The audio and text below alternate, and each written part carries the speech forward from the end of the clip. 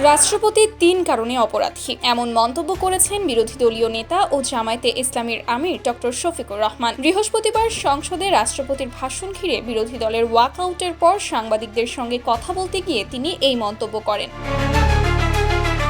শফিকুর রহমান বলেন, এই সংসদ জুলাই শহীদদের রক্তের ওপর দাঁড়িয়ে আছে, তাই ফ্যাসিস্ট সরকারের সহযোগীদের বক্তব্য তারা সংসদে শুনতে চান না। রাষ্ট্রপতির বিরুদ্ধে ৩টি অভিযোগ তুলে ধরেন তিনি। প্রথমত, অতীতে সংঘটিত হত্যাকাণ্ডের বিরুদ্ধে রাষ্ট্রপতি কোনো প্রতিবাদ বা ব্যবস্থা নেননি। দ্বিতীয়ত, ২০২৪ সালের ৫ই আগস্টের ভাষণ নিয়ে বিভ্রান্তিকর বক্তব্য দিয়েছেন বলে অভিযোগ করেন তিনি। আর তৃতীয়ত, জুলাই অভ্যুত্থানের পর সংস্কার পরিষদের অধিবেশন নির্ধারিত সময়ের মধ্যে আহ্বান করা হয়নি।